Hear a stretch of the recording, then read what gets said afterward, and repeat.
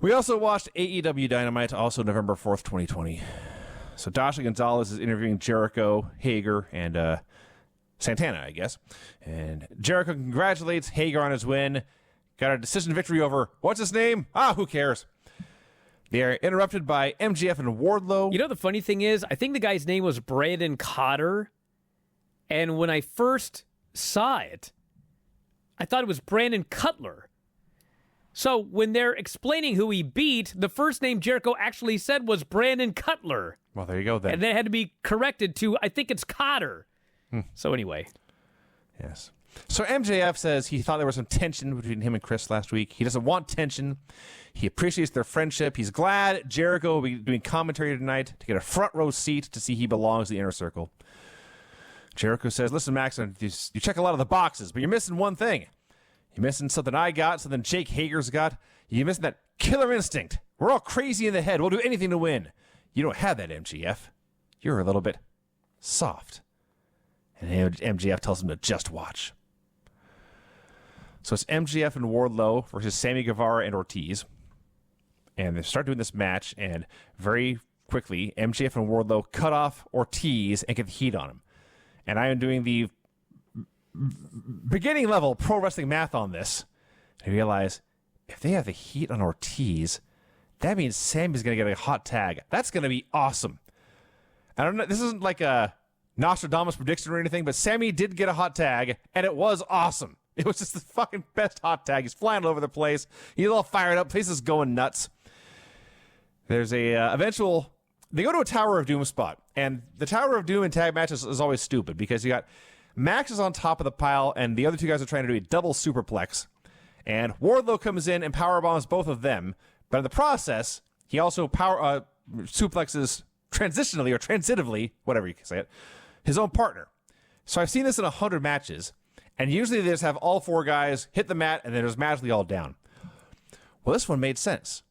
Wardlow was fine. He didn't even take a bump. He powerbombed these two dudes. They superplexed his partner. So there's the big crash landing. MJF is writhing in agony. His spine's broken now. Wardlow's flexing and all roaring up. And then he calmly walks over, drags Max back to their corner, and tags himself in. They did a logical Tower of Doom spot. I was amazed. Match goes on for a while. Sammy's on the floor. He gets in the face of Serpentico, who throws a chair at him. Serpentico is, of course, Matt Hardy, who somebody in this feud managed to throw a chair at the other guy and not kill him for once. And this left Ortiz alone in the ring. MJF tapped him out with the Salt of the Earth. A very fun tag match. We actually had somebody on Twitch today say, is there actually a Serpentico?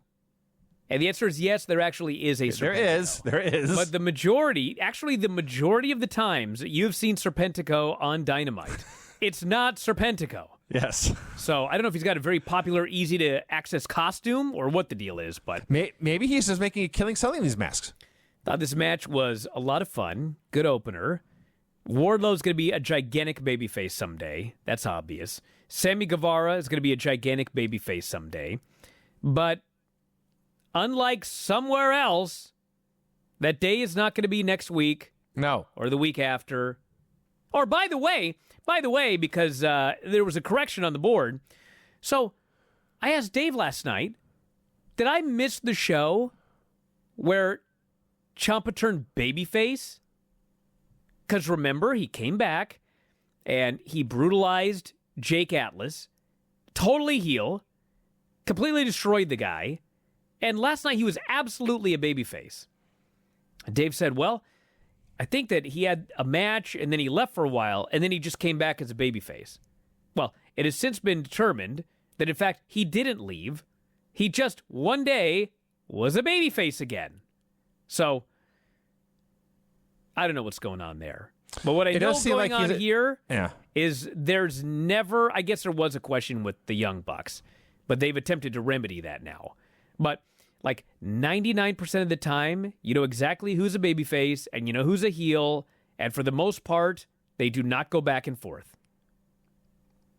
No, and when they do, it's news, and there's never a question of is he or isn't he. You know where everyone stands. Either there's anticipation for a return, like they did with Kenny. You always, Actually, that's a bad example when I think about it. Actually, Noah, the only We'll get there. exceptions I can think of are the Young Bucks with what just happened. Yeah. But that was something that just went awry. They were never supposed to be seen as heels. It was exactly as they've explained. Really? That's actually worse. They were supposed to be baby faces that had been fucked over, and now they're mad, and they're very serious, and they're very irritated, and they're not being themselves, but it didn't work out that way. It was a swing and a miss, and now they're just back being baby faces again. Because in AEW, when shit's not working, they stop doing it. That's also true. Okay. That is actually very true. Yes. And the only other exception that I have, and Kenny is not the exception, that fucking guy's a heel, okay? That guy's a heel. The only other exception is Brandy. Brandy's like, 1 week she's a babyface, 1 week she's a heel. 1 week she's a babyface. I don't know what's going on with Brandy. They were doing that for a while, but ever since She seems like she's a babyface now. for the past since summer, she's been a babyface. I pretty think we solidly. can comfortably say that she is now a babyface. But those are really the only exceptions. There's nothing like WWE, Charlotte, Ciampa's random turn, nothing like that. Yes. Now, before you even get on to the next segment, after the match, MJF charges and tackles Chris Jericho through the curtain behind the announcers or whatever. And the fight is very quickly broken up, and Wardlow takes MJF away, and Hager brings Jericho to his feet, and Jericho has the biggest smile you ever saw on his face. This is the MJF he wants. His plan is working. But then, throughout the rest of the night on commentary, he's very upset about what MJF did to him. So Now, this is a layered storyline. Chris Jericho cannot be trusted. The term is, I believe the term in film is unreliable narrator. That's what Chris Jericho is. Tonight on Dynamite, Cody and the Gun Club face the Dark Order in the main event. And I knew this match was happening, and I guess something's got to be the main event, but dude, Cody and the Gun Club versus the Dark Order? Bro, there's a big difference. Raw on Monday had Drew McIntyre against The Miz and Morrison in a handicap match. They did the lowest hour in the history of Monday Night Raw. That's the problem. That show started when I was still in high school. Yeah. And I'm an old fucking guy now. Okay? Yeah. They advertised this main event, and they were the number 2 show on television outside of news. That's true. They did not kill their audience with this in the main event. That's true. So, hey, what the hell do I know? I'm just some goofball interviewing wrestling from his bedroom. Jon Moxley and Eddie Kingston will have a face-to-face competition, and we are told any physicality means the match is off. The Young Bucks will face Private Party, Nyla Rose versus Red Velvet, Pac breaks his silence, and in the opener, Miro versus Trent. But first, before we get to the opener, actually, we already had the opener, the next match, but regardless. Earlier today, Tony Schiavone goes to interview Kenny Omega in his home. And Tony says, well, Kenny, you have a nice house here. You have a very cute dog. Kenny says, well, this isn't really my house. This isn't even my dog. I've temporarily relocated to Jacksonville to focus on the World Title Eliminator Tournament. And Schiavone notes, Hangman reached these finals by getting through wars with Wardlow and I forget who his first opponent was, but you, meanwhile, have faced a pair of replacement opponents. And Omega talks about how we claim to be sports-based. We say wins and losses matter. TK, which I'm going to use for Tony Khan, since there's also Tony Schiavone. TK is Tony Khan. TK is involved with the NFL, the Premier League. How would those sports have handled a situation like this? Those teams might have gotten buys into the finals. But no, the only proper way to win this tournament is to face those replacement wrestlers and beat them. And Schiavone asks, was it really obvious that it would be Omega? Or he starts to say it was obviously going to be Omega and Page. Hangman says, I'm screwing myself up here. Omega says, quite I'm frankly, going to take a deep breath and start over. Quite frankly, he says, I thought it might be Wardlow. I was betting on Wardlow, he says. Died at that line. Yes. Kenny Omega's character is every dick that you've ever met who acts like a nice guy. But he's such a dick. That's his character. And it's a very simple, effective character that everybody can relate to because everybody knows one. I know several, but yes, you're exactly right. How dare you? That was actually not talking about you. Thank you. So Kenny notes... I was, but that's another matter entirely. Kenny notes he has won every tournament he's ever entered, including the most prestigious tournament in wrestling. And he turns to the camera and just asks viewers, who would you want to win? Hangman Page or Kenny Omega? So they go back to the announcers. They're just throwing it to commercial. but Jericho is shouting something and you can barely hear him. And Jim Ross informs him, because of the melee, your audio is screwed up. And you hear Jericho scream, "That's your fault!" Because Jericho was awesome. Trent versus Miro. They're told that, actually, they were shown a clip, I guess, via Twitch, since this whole feud is about Twitch gaming streams or whatever. Miro, for a time, was Trent's young boy in FCW, which there's a reality show. There's a documentary they ought to do. Miro driving Trent around town. So Miro begins the match by insulting Trent's mom. So Trent attacks him, and Chucky T brawls with Kip Sabian. They disappear. And during the break, Penelope slaps Orange Cassidy. He's jumped by the Dark Order. This is all terribly distracting to the match that's going on. Eventually, they do have a little bit of a story, which is that Miro keeps no-selling Trent's stuff, but then Trent baits him into charging or swinging something, and Trent will dodge and duck and evade, and it goes on from there. And Trent slips on the ropes, much as Shotzi Blackheart did, only I think this actually was planned, because he stands up and Miro just kicked him and put him in the game over for the win. Well, I thought it was planned too, but Dave seems certain that this was a botch and Miro just jumped in. He says, and I didn't go back to watch, but he said that when Trent went for the springboard, Miro was already set up for the super kick. So when the guy fell down, Miro just super kicked him and went to the finish. I don't know. All I know is that, and it's going to sound like a burial. It's going to sound like I'm Kenny Omega. This was Miro's best match, but that's low praise because everything got screwed up in all of his other matches. Yeah. But he did look good in this match. So, there you go. He did. It was a case of not every single match you book needs to go 10 minutes. If you're bringing in Miro, he often was seen by a much larger audience as one of the bigger stars in the other promotion. If you're bringing him in to be anything close to that, he shouldn't be going 10 minutes toe-to-toe with Trent. He should have just won this damn thing. So well, the problem with that theory, Vinny, is that Trent just came off a tag team championship match after winning a tag team street fight that was like a 5-star match. That was a great match. So Trent is not just some random geek. So they had to give him a lot here, and Miro still beat him because in this promotion, there's winners, yes, and there are losers. Miro was the winner. This was here. Miro's time to win. Yes. Although they did do the big angle afterwards where Miro puts him back in the Accolade, Chuck Taylor runs down, Kip runs down, he beats up Chuck, heels beat up the baby faces, and then Miro tells them to mind their manners, and Orange comes off the top with the falling dive. And so basically there's a tag team match coming right here. And somebody's got to lose to set it up, and it was Trent. So my guess would be that probably Kip gets beaten when they do the tag team match. Might be Kip. JR sits down with Hangman Page. You all right over there? What's going on? A poorly timed yawn I barely stifled. JR sits down with Hangman Page, who is acting all relaxed. He's kicked his feet up on the chair. He's drinking as always. He says he feels good about the tournament. He's had time to prepare. He knew it was going to be him and Omega in the finals. And he's going to whip his ass. I know all of Omega's moves, and I know how to reverse them. And Jim Ross says, I've done a lot of these sit-down interviews. I know how to tell when someone's telling me the truth. And Hangman Page, I think you're lying. I think you're nervous. I think it's probably not the first bourbon you've had today. And Page pauses. He concedes, yes, I'm a little nervous, but hey, most of us nervous when we go through that curtain. Most are just too proud to admit it. And Ross just cautions moderation on the bourbon intake.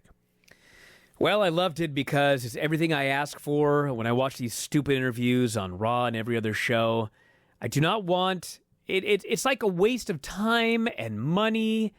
You hire these women that are like legitimate. They're legitimate news people, whether it's sports or whatever, and then you give them the dumbest fucking questions. I mean, Jesus Christ. We have Charlie Caruso asking Randy Orton, do you think it's going to be hard to hold on to your belt? Like, who the fuck would ever ask a champion that question ever? What a stupid fucking question. JR's role is to not be a fucking moron. This guy comes in, and quite frankly, you did a better job than Hangman did, because the story with the Hangman was supposed to be that he wasn't as confident as you made him sound. He's like, well, I know all of his moves, and I know how to counter him. He said it in such a way that he was full of shit. And the Jim Ross character, he didn't sit there and go, oh, well, I guess that means you're going to win. No, he said, I don't buy a word you just said, dude. And he called him out, much as we all thought watching it, and he got a better answer out of the guy. This was very realistic. I liked it a lot. I want more of this kind of stuff on all of the different shows. Hopefully, WWE, well, they won't. But it would be nice if they could watch something like this and learn from it. That's the role of a backstage interviewer. Not to be a really pretty face that holds a mic and asks a question, and no matter what bullshit, nothing happening answer they get, they have to just be stunned at the answer they got. My God, I can't believe what he just said. I'm baffled. Like, you fucking work in WWE. You get answers like this every interview. You get an answer like this. Why are you shocked? Anyway, I like this. FTR Young Bucks hype video, sort of predictions about who will win, how the match will go. The Bucks say, we are always best with our backs against the wall. That's why we have put in this stipulation that if we lose, we will never challenge for the titles again. It's time to bet on the Young Bucks again. And the best part of this is actually the very end. When they go back to the announcers, Chris Jericho points out, they say they won't challenge for the titles again. That stipulation is legit. And Cody, to his credit, has proven it by never challenging for that AEW World title again. So yes, the stips do matter here in AEW. If the Bucks lose, they're not going to get another title shot. You know what's so amazing about it, too, is we were talking about this during Observer Live today, and there were already people in the Twitch chat trying to figure out how they might get out of this. Like, well, maybe it's going to go to a draw. And I was like, it's been a fucking year. I guess it hasn't been quite a year, but we're going on a year since Cody promised he would never vie for the title again if he lost. He lost, and he's never vied for the title again. Going on a full year. And these viewers are still trying to figure out, how are they going to get around this? How are they Dude, they're not. The Young Bucks are either going to win the titles or they're never going to challenge for the titles again. That's it. So if you buy the show, you're going to find out which one it is. But there's no third option. It's not going to be a draw. It's not going to be some bullshit DQ, and then because it's a DQ, they get it's one or the other. That's it. Taz and his team come out. They call out Will Hobbs, say they're still waiting for an answer, but then quickly change subjects. Taz says he spent 3 hours waiting outside TK's office to get 2 minutes of his time, but a production assistant told him TK was too busy. So Taz says, I'm taking now time on your show to say what I got to say. This man, Brian Cage, he is 10-1 and number 1 in your ranking system.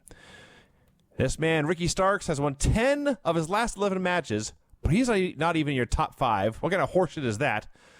But more to the point, as Ricky Starks says, you keep giving me opportunities. I have open Dynamite. I have closed Dynamite. I keep hitting home runs. Why do neither of us have a match at Full Gear? So Taz runs down Cody and Darby Allin, mostly Cody. He promises there will be an FTW presence at the pay-per-view. So they're going to interfere in somebody's match, probably Cody and Darby. Well, either that or they run in after a match and kill somebody, but yes, that's true. They could do that. There will be some sort of FTW presence at the show. Private Party versus the Young Bucks. So Sammy Guevara jumps Matt Hardy during the entrances and hits a twist of fate on the ramp, and just every time I see these guys touch, I expect someone's head to fall off at this point. Well, I think, as far as I know, they've already pre-taped the match, and they were both on the show last night. So far, so good. I think we can safely say that nobody was seriously injured. So that's Thank God. Okay. So Matt Jackson is badly limping in this match, selling the ankle injury from the chair they did the FTR did a week or two ago. So they got this entrance ramp. I assume you've all seen the Daily's Place setup, but for those of you who have not, I'll describe it. The hard camera is out in the crowd, and they're facing the ring, and this is meant as a concert venue. So there's a stage behind the ring they use as an entrance ramp. And there's a custom-built part there, platform basically, between the stage and the ring they got to get to. So Isaiah Cassidy is up on the top rope, and he gets shoved off for the big bump onto the platform, which would suck. And he lies there not moving for like 3 minutes. Like, I'm thinking, well, he's done. They've made this a 2-on-1 match now. We'll just finish off this Mark Quinn kid and go on with our lives. But and it feels like they're building to a finish. But no, they just go to commercial. And it was very NXT-like, and that as soon as they came back from commercial, there was a hot tag instantly, and the match just kept going. So Matt's down in the corner, clutching his ankle. Nick wants to tag out, but Matt can't go, so Nick has to turn around and make his own comeback. There's tons of reversals and near falls. They play off the matches they've had before. All the finishes they used before don't work this time. And finally, Mark Quinn's isolated and pinned with a BTE trigger. And it was a good match, but it did nothing to make me more excited or intrigued for Full Gear. Well, this match wasn't supposed to be on this show because it was supposed to be the Scorpio Sky match with Shawn Spears. But Scorpio Sky came into contact with someone from COVID, so they had to pull him off the show, and then they needed a match. There you go. And I was told before the match about Matt Jackson. He's got a partially torn MCL, a thinning of the ACL, which is considered a slight tear. Yeah. He injured it back in the Butcher and the Blade match, where they both did a flying elbow on the stage, if you recall. Okay. And that's where he got his knee injury. So he's been rehabbing it. He's been working through it ever since. And I guess the feeling was, well, we're not going to be able to do like a crazy Young Bucks match. So let's turn this into a storyline. We'll have him Pillmanize my ankle. I'll sell my ankle on the leg where my knee is bad. And that'll give us an excuse to do a psychology match. And so, knowing that going into the match, I was way more intrigued by the match because I knew the guy had an injury. I see. But I also was intrigued by the way that they did the match. It was a way more... I mean, if you remember the first match these guys had, this was not that match. This was way more of a psychology... Or the second one, actually. Yeah, it's a psychology-based match. And, dude, I love Young Bucks matches where they're both healthy, and they go out there, and they do all the crazy spots, and it's a fantastic match. But the reality is, when it's over, I got a thing of notes this long, and the whole thing is a blur. Yes. It's a match designed to be watched. It is not a match designed to be recapped. No. Okay. So, some of my favorite Young Bucks matches are matches they had in Japan, where Matt Jackson had allegedly a back injury. And I don't know for sure, but I strongly suspect that he never had a back injury. And he was selling top to bottom. The story out there is that his back actually was injured. I actually don't believe that. I don't know for 100%, but I'm pretty confident that his back was actually never hurt. But anyway, he had that back injury, the supposed back injury, whatever it was. He had that forever. And they had all of these matches where the match was built around his bad back, and his back would go out, and he couldn't move, and this and that. And these were some of the best matches that they had. So I liked this match, and I'm very much looking forward to the FTR match, because a psychology-based match with a guy with a bad ankle, dude, that's right up their alley. That's exactly what FTR wants to do. Yeah, so that's going to be probably a fantastic first match for psychology. And then down the road, they can do a Young Bucks match with FTR, which will be a totally different match. And I'm sure that one will be great as well once Matt is healed. So, sucks the guy's hurt. Apparently he's okay, because that's why he's wrestling. But now they've got a story for Saturday, and I like it. The best thing on either show by 1,000 miles, Eddie Kingston and Jon Moxley to go face-to-face. And they were not bullshitting with face-to-face. Kingston comes out, runs his mouth for a second or two. Moxley comes out, he gets in the ring. Eddie tells Tony Schiavone just to leave, and they just go face-to-face, nose-to-nose, which, technically speaking, is physicality, but we'll allow it. And they're just fantastic. Eddie's talking about how I'm going to take this belt, I'm going to take it home to my mother, I'm going to explain to her, this belt is why you don't have a daughter-in-law, this belt is why you don't have a grandchild. It's all to get this. I need this. It's too late for me, John. You can't save me, but I'm taking this championship from you. So Mox talks about how I'm happy. I was happy for you when you signed, and Kingston tries to cut him off, and Moxley's telling him to shut up. He says, "I'm happy for you. I'm happy for your mom, Ruthie." And the mention of his mother's name, Kingston now is too personal. If he can't get the match thrown out, because then he loses what he just said it's all about. He has to turn his back, and so The second half of this, it's Jon Moxley talking. It's Eddie Kingston standing facing away from the stage. There's a camera not quite in his face, but off to the side. It's a close-up of him as Jon Moxley is over his shoulder ranting and raving. And I'm not bullshitting you. Shakespearean is the only way I can describe this. This is high drama. This is cinematic and theatrical art, the way this is framed and put together. Put aside the performance of the two men, although that's also 5 stars. Just the format and the way this is done, with Moxley saying his piece and Kingston reacting. This was Broadway. This is fantastic. So Mox is talking about how I'm happy for Ruthie. I made a promise to Ruthie. I would always have your back. I guess I broke that promise. But I believe the loudest one in the room is the weakest one in the room, Eddie. And that you've been really loud lately. This is the shot you've been waiting for 18 years. You're going to face the best wrestler on the planet. You're going to lose.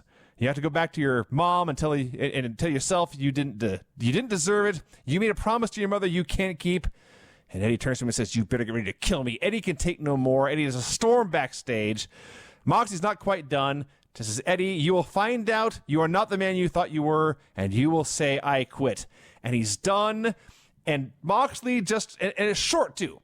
It's only like a 3-minute segment because they didn't need to drag this out and make it just for the sake of dragging it out. Moxley is so emotionally spent. He's exhausted. He sags on the top rope over what he and his friend are going to have to go through, what they've been through. This is just an all-time great, a beautiful thing, a work of art. I can't say enough good things about this. Did I not say a couple of weeks ago that we watched all those NWA shows and these guys were on par with anybody from that era? Yes. And I was ridiculed. Well, I was mocked. Well, fuck you. Look at these two guys here. And then last night, Dave said the exact same goddamn thing on Observer Radio. Did that guy get ridiculed for that? I don't think so. These guys are fucking great. And you know what else? Last week, you had the temerity to say something negative about Eddie Kingston's physique. that doesn't sound like me. And I explained to you, it's just like Billy the Kid. He's too busy being an outlaw to lift weights. You remember this? That I remember, actually. You know what's funny, though, Vinny? This fucking guy is Billy the Kid. Because He is an outlaw. Billy the Kid was a horrible person, but he became a folk hero. And people told stories full of shit that he was like Robin Hood. All these terrible things he did, he would then go and give the money to the poor. This Eddie Kingston character is an outlaw, and he's a bad man. But you know what? He loves his mother. Yes. And there's a lot of good things about this Eddie Kingston. But you don't see those good things anymore because of all of the terrible things that he must do. He's even said it himself, John, it's too late for me. You can't save me. Yes. He's- I don't he's like Darth the person I've Vader. become. Yeah. Yes, and Moxley knows. I know there's a good guy in there, but damn it, I don't know where he is, and I'm going to have to beat your ass. He is fucking Billy the Kid. That's what he is. You know what he is? He's a good example of what the Young Bucks were apparently trying to do, but done right. Eddie Kingston, I believe and relate to. And I can see why a man who has been through what he's been through and has sacrificed all he has sacrificed and has not had the fruits of the rewards that his other friends have had. His good friend Jon Moxley, just named one person, and now he is maybe his last chance to capitalize on those. Yes, he's desperate. He has to do what he has to do. He doesn't have to like him. He doesn't like him. But desperate times call for desperate measures. And this is, we'll take the cowboy motif to its ultimate stretch. This is his last stand. This is his last shootout. That's right. I don't think Hopefully Eddie not, Kingston, actually. well, we'll see. But maybe Eddie Kingston will be main eventing up and down 2021. But it feels like this is his last best shot at a world title. Well, all I know is this was, without question, the best thing on either show. These guys are fantastic. Yes, I will Absolutely put this up. great promo. I will put this up with literally any promo segment I've ever seen, as far as getting me excited to see a match. A match we just saw 3 weeks ago or Yes. 4 weeks ago on TV with a clean fucking finish. Yes, this is. They're miracle workers. They're the greatest. They are the greatest of 2020. That's for sure. Who is going to win Best on Promos this year? Who? That's a tough call. Those are good ones. There's these two. There's McAfee. Anyone else I'm missing? Well, I mean, there's tons of them in AEW. Does Jericho's commentary count? Jericho's been great. MJF has Eddie been great. Kingston's been great. MJF has been great. John Cody has been Moxley out of this been world. Great. Yes. Cody's been great. Okay, there's many. They're going to need to give out 3 or 4 awards this year, to be fair. We have a Pac highlight video. I guess you call it a highlight video. So it gets a little artsy-fartsy to start. He is sitting on his couch alone. Then he's under a tree. Then he's back on the couch, and there's another one of him in the room. Then he's at the beach. And then he's back on his couch, and there's other Pacs all over the room. And as this is going on, there's sound bites of Eddie Kingston. And I don't think any names were used, but if you've been paying attention, it's the speech Eddie gave when he recruited the Lucha Brothers and effectively stole them from Pac. Where's your little British friend and all those lines? So Pac finally speaks. Says the funny thing about isolation, you've got nobody to play with. 7 months. Yet again, I am a casualty of this rotten world. Don't worry about me being lonely. I've been there before. Lost and lonely. But every day that passes, I get better and stronger and faster and more obsessed. And there's one more sound clip from the Kingston and the Lucha Bros. And then he just says, lads, I've seen everything. Pac's coming to raise some hell. It's going to rule. So, if you are unaware, Dave and I did an interview today with Tony Khan. It's on the front page, WrestlingObserver.com. And he talks about Pac. And the situation with Pac is basically that the issue is not getting him into the country. Yes. The issue is getting him back home. Right. So, I don't know what's going on. Don't report that I'm telling you what's going on. But I would guess, I would speculate that they're trying to set up a residence here for him. Mm-hmm. Maybe he can live in the same house that Kenny Omega's in right now with the dog. Might actually. So, I mean, I presume that's the situation. Once there's a place for him to stay, he can be here, and he's going to be here for a while. That would be my guess. Alex Marvez interviews the Natural Nightmares, who, it is announced here, will be facing the Butcher and the Blade next week. And before we get very far in the promo, the Bunny interrupts. She says, QT, thank you for the credit cards, but they are maxed out now, and she throws them in his face, and the Butcher and Blade attack Dustin and QT and lay them out. Now, while this is going on, we were shown Brandy Rhodes is in the ring with Red Velvet for the next match. So she's in the ring, then they go back into this interview segment where QT and Dustin are laid out, and then they go back to the ring, and I don't want to say Brandy didn't react, because she just saw her brother-in-law and her good friend QT get beat up, and she's concerned, but not concerned enough to actually go check on them and make sure they're okay. No, she basically covered her mouth and then looked at Red Velvet and then... Shit happens. They've been there before. They have been there before. Not the that first time, won't be the last. They'll be all right. Yeah. So it's Nyla Rose versus Red Velvet. Finally, on this show, when I needed a squash, we got a squash match. Red Velvet got some offense, but Nyla beat her in like 2 minutes. Hit a power bomb, pulled her up, looked at Hikaru Shida in the crowd, and then hit Shida's own knee strike for the win. And Vicky Guerrero then buries Red for coming out with Brandy, buries Brandy, says Red can't win a match. Brandy should change her title to the Chief Bullshit Officer. And then she addresses Shida. She says, Hikaru Shida, Nyla Rose is going to break your bones, you're going to cry, and you'll surrender your title. And she cackles, and she says something in Japanese, and Shida and Nyla start brawling, and Jericho just screams, that means excuse me in Japanese, Excalibur, I beat you! Because Jericho's awesome. So, yeah, that was fine. They very awkwardly throw to an Omega and Page video, and there's more clips, predictions that Don Callis is randomly in there predicting Kenny Omega will win. And then suddenly, they show clips of these guys as a tag team whipping all sorts of ass. As the strains of Cinderella's Don't Know What You've Got Till It's Gone are playing. Now, I love this song, so first of all, A+ on that. But I've seen... this is new, and that new is a good thing. So the angle they're going with is there's going to be a match on Saturday, but it's heartbreaking and sad they're not a team anymore.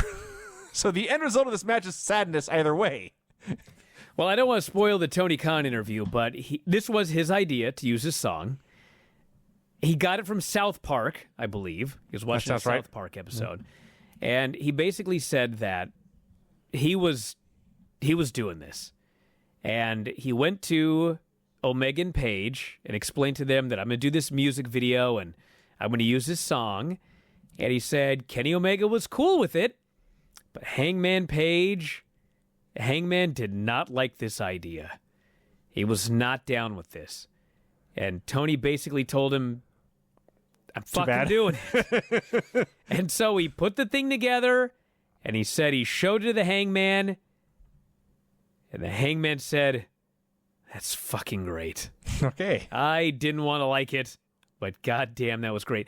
And dude, I never thought, especially in 2020, that I would hear Cinderella on a pro wrestling show. That's a bizarre. But I guess his idea is they're going to try to get the rights to songs. Sure. And, this was one of those things that WWF, during the Attitude Era, that is true. I mean, they had video packages with legitimate songs.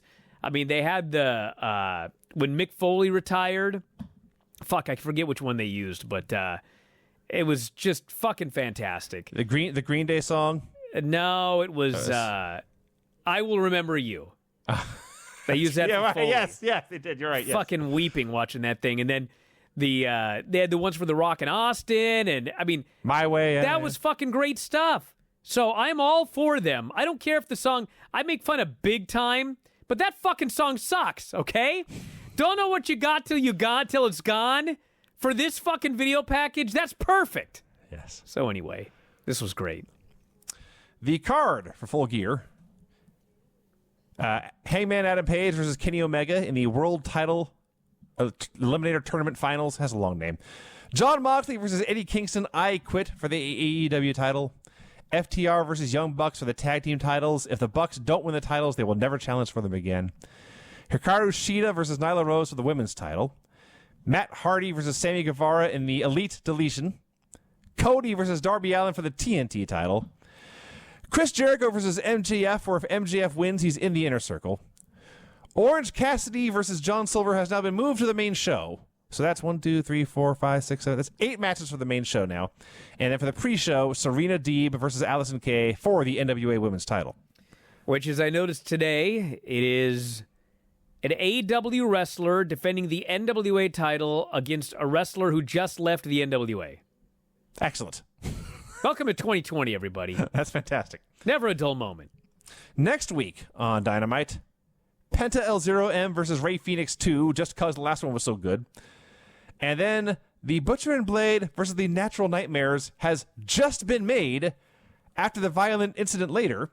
But the violent incident later began with Dustin announcing this match. So we're in a time loop now with this one. Things happen. Yeah. A Darby Allin video. Darby apparently invited some poor schmuck out to his farm, said, here, put on this Cody mask, and I'll run you over with a car.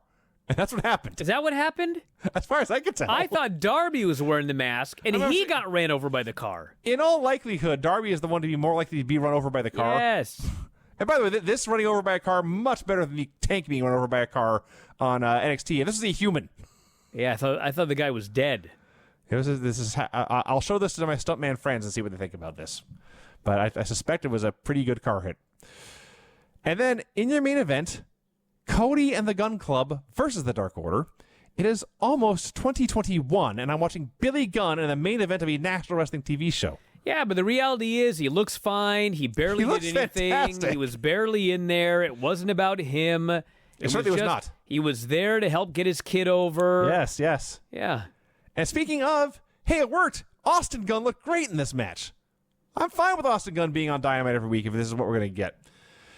Also, like NXT, all the heats during the break. Austin got to make a hot tag to his dad, which I know they've been teaming regularly, but that's still got to be a thrill. And Billy Gunn, if you're wondering, is still very big and very strong and still using the Fame Asser. And then Cody catches Silver on a dive and throws him into the ring. I'm thinking, all right, Cody's going to get in there and beat these other two guys and we'll go home. But no. Austin Gunn hits a crossroads.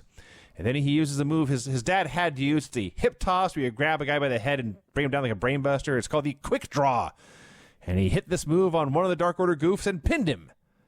And the rest of the Dark Order appears, but Orange takes out Silver for their match in the Rainbow Wars, I guess. And that's that. And then to close the show, Cody, the TNT champion, cuts a promo on his challenger Darby, who is sitting way up in the rafters. Says Darby Allin has been telling people TNT doesn't want him to be a champion. That is a fiction. TNT would love to have a guy like him. I would, under normal circumstances, love to see you as champion. I'm the one who recruited you into this company. I had to wrestle you myself to get you into this company. And you are looking at the man who left the Empire, went to war, and won. And that pisses people off because my truth contradicts their lies. Darby, stop lying. You want this TNT title. You want the Ace belt. But here's the problem. You're not the Ace. There's a great promo, and the show ends, but it was a weird segment to end this whole thing on. The final segment, the go-home show for Full Gear, which feels like, I guess it's not, but it feels like their biggest show of the year. And it's on Cody and Darby, which is like the 4th or 5th match in the pecking order. Well, I mean, it could be that Darby's going to get his big win over Cody at the show, and they want you to know that this is a very, very big match, even though it's. I mean, the Young Bucks match ended with that big schmoz, and the deal with Moxley ended with him depressed about what he had to do. So at least there was like a babyface standing tall at the end of the show, and you built up that match. I didn't have a problem with it. I thought that there were a few things on this show that I thought were not necessary. The last time they did a go-home show, I did not like the go-home show. I thought they tried to do too many angles. There was not enough wrestling. Tony Khan even talked about it a little bit today. I don't know if he said the show was bad, but he said he liked this one better. And this one was much better compared to the last one.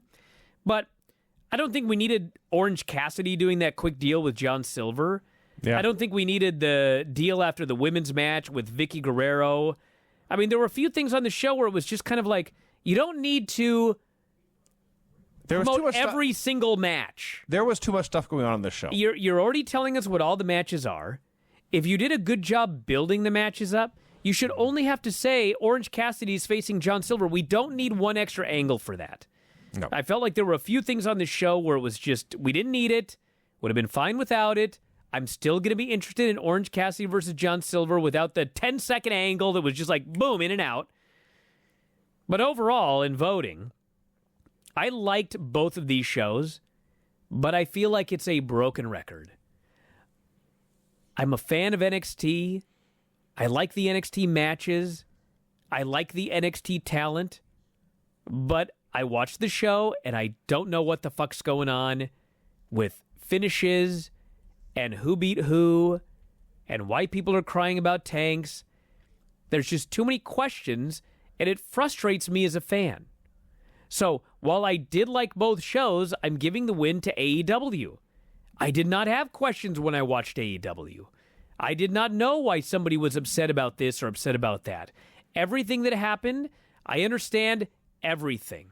They managed in a 2-hour show to leave me not asking any questions, not questioning any finishes, interested in where they're going for the pay-per-view.